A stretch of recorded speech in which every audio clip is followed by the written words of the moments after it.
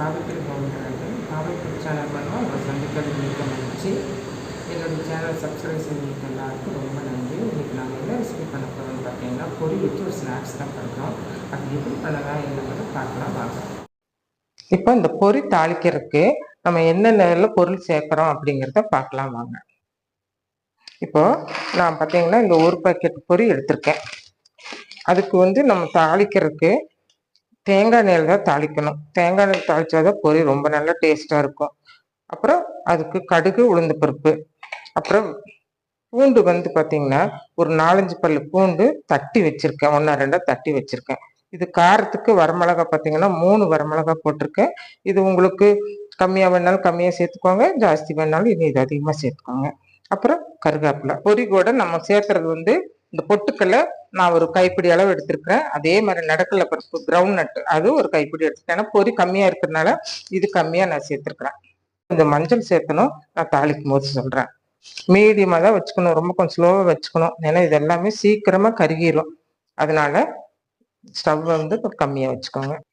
இப்போ இதுல நம்ம எண்ணெய் சேர்த்துக்கலாம். இந்த புளிக்கரண்டியில நான் 2 கரண்டி சேர்த்துக்கிறேன். எண்ணெய் காஞ்சிருச்சு, நம்ம கடுகு சேர்த்துக்கலாம். கடுகு சேர்த்துட்டு கடுகு பொரிஞ்சது இந்த பூண்டு இதில் சேர்த்துக்கலாம். இது எல்லாமே இது கூட சேர்த்துக்கலாம். பாருங்க, இந்த பூண்டு இந்த மாதிரி ப்ரௌன் ஆயிடணும். இந்த ப்ரௌன் கலர் வந்தது, கொஞ்சம் ப்ரௌன் கலர் ஆனதும் நம்ம இந்த பருப்புகளை எல்லாம் இது கூட சேர்த்துக்கலாம்.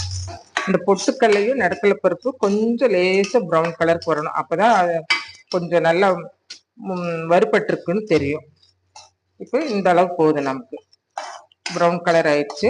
இனி இது கூட நம்ம பொரி சேர்த்துக்கலாம். பொரியை இதில் சேர்த்துக்கலாம். பொரியை சேர்த்துட்டு அடுப்பு தீ ரொம்ப கம்மியாக வச்சுக்கணும். இது கூட பார்த்தீங்கன்னா ஒரே ஒரு பிஞ்சு தான் மஞ்சள் பொடி சேர்த்துக்கோங்க. சேர்த்துட்டு இது நம்ம நல்லா கிளறிட்டே இருக்கும். இந்த பொரி நல்லா மொறுன்னு வரணும். பாருங்க, ஒரு 2 நிமிஷமா ரொம்ப ஸ்லோவா வச்சுதான் நான் வறுத்துட்டு இருக்கிறேன். ஒரு பொரி கூட கருகுல பார்த்தீங்களா?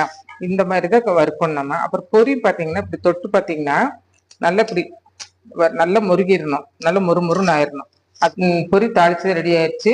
இந்த பொரி ரொம்ப நல்லா இருக்கும். இதே மாதிரி நீங்க தாளிச்சு எடுத்து வச்சுக்கோங்க. நீங்க எப்பெல்லாம் டீ காஃபி குடிக்கிறீங்களோ அப்பெல்லாம் இந்த ஸ்நாக்ஸ் நீங்க எடுத்து வச்சு சாப்பிடலாம். ஆறுனதும் இந்த மாதிரி ஒரு ஏர்டைட் கண்டெய்னர்ல போட்டு வச்சுட்டீங்கன்னா அது உங்களுக்கு 10 நாள் 15 நாள் கூட வெளியே வச்சிருந்தா கூட ஒன்றும் ஆகாது. மீண்டும் ஒரு புதிய வீடியோவில் சந்திப்போம். நன்றி, வணக்கம்.